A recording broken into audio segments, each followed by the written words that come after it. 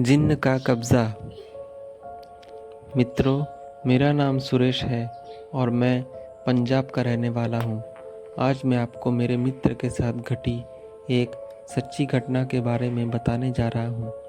मेरे मित्र का नाम दीपक है और हम बचपन से ही बहुत अच्छे दोस्त हैं और हम एक दूसरे से सारी बात शेयर करते हैं। हम जब कॉलेज में पढ़ते थे तब दीपक की सगाई प्रिया से हो गई थी।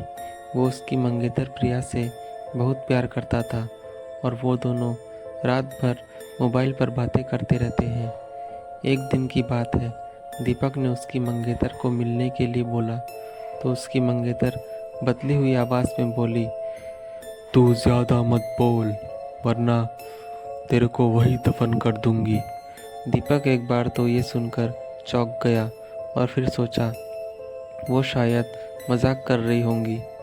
फिर दीपक भी उसको मजाक में बोला, क्या कर लेगी तू मेरा, चल देखते हैं।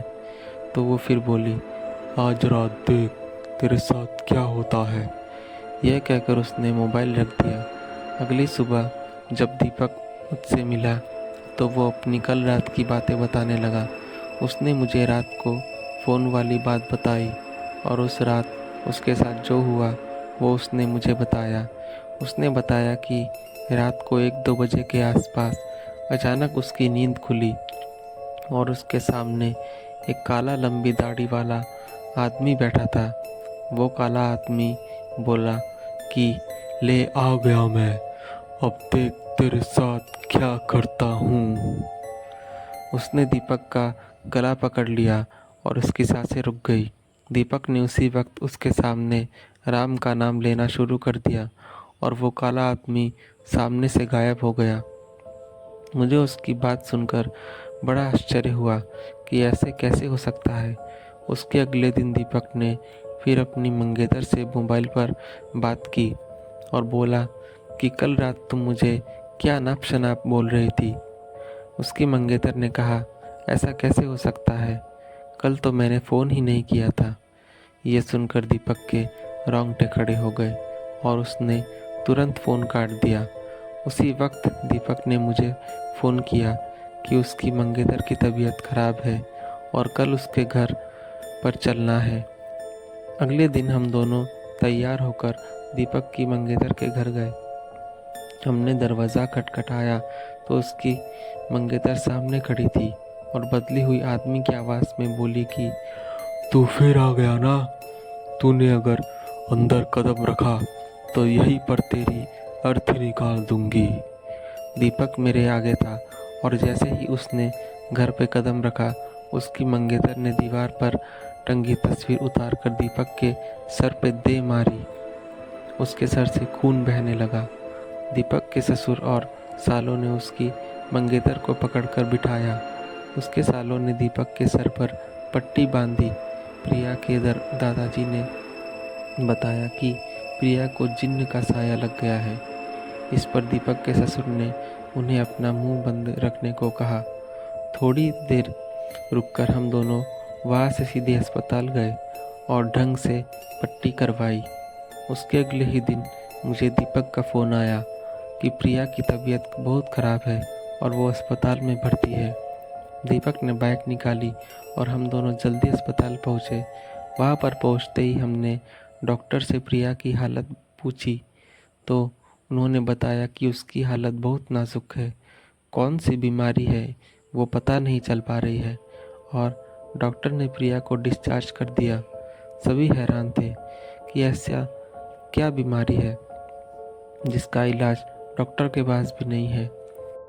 फिर उसके घर वाले प्रिया को घर ले आए। प्रिया ने दीपक को बुलाया और कहा कि मैं अब ज़्यादा दिन जिंदा नहीं रह पाऊंगी, तुम किसी अच्छी लड़की से शादी कर लेना। ये सुनकर दीपक की आंखों में आंसू आ गए और बोलने लगा कि मैं तुम्हें मरने नहीं दूंगा। फिर प्रिया के दादाजी ने उसको एक बाबा के पास ले जाने को कहा। हम उसको बाबा के पास ले गए और बाबा ने बताया कि इसको एक बुरे जिन्न ने जकड़ लिया है, जिसकी वजह से वो इसके शरीर को नुकसान पहुंचा रहा है। बाबा ने बताया कि इसका एक ही इलाज है, यहाँ से 100 किमी दूर एक दरगाह है, वहाँ इसका इलाज हो सकता है। और बाबा ने बताया कि इसके साथ वही इंसान जाएगा जिसे वो सबसे ज़्यादा चाहती है। दीपक ने कहा कि मैं चला जाऊंगा, मुझे बाइक भी चलानी आती है। रात के 2 बजे दीपक और प्रिया दोनों बाइक पर निकल पड़े। लेकिन आधे घंटे बाद किसी का फ़ोन आया कि दीपक और प्रिया का एक्सीडेंट हो गया है और वो मारे गए हैं। ये सुनकर मेरा रो रो कर बुरा हाल हो गया। मेरा सबसे करीबी दोस्त अब इस दुनिया में नहीं रहा। मैं सोच रहा था कि काश मैं उस जिन को अपने हाथों से मार पाता। इतने में वो बाबा मेरे पास आए और बोले, बेटा, मैं जानता हूँ कि तुम अपने दोस्त का बदला लेना चाहते हो। मैंने बोला, हाँ बाबा, आप कोई रास्ता दें ताकि मैं जिन को मार सकूं।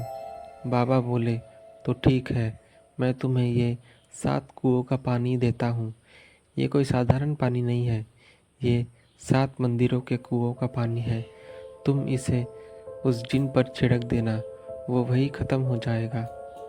मैंने बाबा जी से पूछा कि पर वो जिन मुझे मिलेगा? तो वो बोले कि जहाँ तुम्हारे दोस्त दीपक और प्रिया की एक्सीडेंट हुआ था, वो जिन वही मिलेगा। मैं वहाँ गया और देखा कि मेरे दोस्त की बाइक वही किसी झाड़ी में गिरी हुई थी। तो मैं उस बाइक को जैसे ही निकालने लगा तो वो जिन वहीं पे मेरे पीछे आ गया। मैं देख के डर गया और जिन ने मुझे बहुत ज़ोर से मारा और मैं बहुत दूर जाकर गिरा। मैंने भी बड़ी मुश्किल से बाबा जी के दिए हुए उस पानी को निकाला और मैंने वैसे ही किया जैसे बाबा ने कहा था। मैंने उस कांच की बोतल को ज़ोर से उस जिन पे दे मारा और वो वहीं पे ख़त्म हो गया। मैं उसी जगह पे बैठ के अपने दोस्त को याद करके रोने लगा। थोड़ी देर बाद मैं वहाँ से अपने घर चला आया और फिर से अपने दोस्त को याद करने लगा। आखिर मेरा एक ही तो दोस्त था, वो भी मुझे छोड़ के चला गया।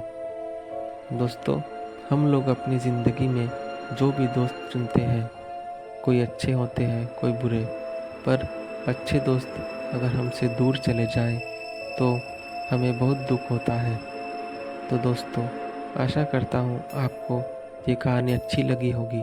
अगर अच्छी लगी हो तो प्लीज़ सब्सक्राइब, लाइक और शेयर करें प्लीज़।